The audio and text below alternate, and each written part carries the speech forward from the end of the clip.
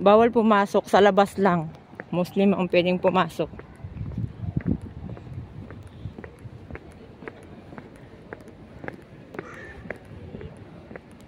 Ganda na mga kakaiba to.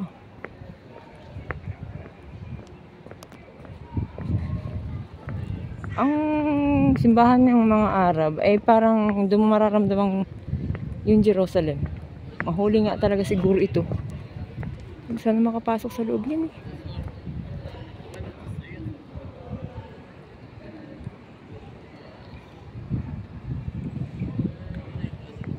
Muslim lang daw sa loob eh. Pero sabi sa akin, pwede pumasok dyan.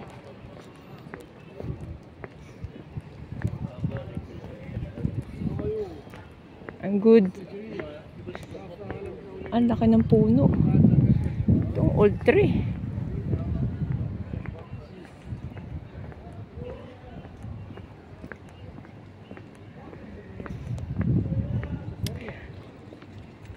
Dito ang malalaking design talaga ng ano.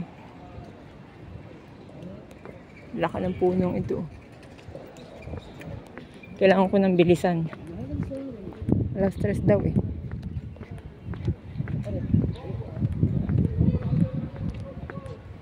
Pag pupunta kayo dito, doon kayo mag-i-entrance sa Western Wall. Kailangan tanggalin nyo lahat yung mga holy na sa ibang relihiyon. Kasi this is a area of Muslim.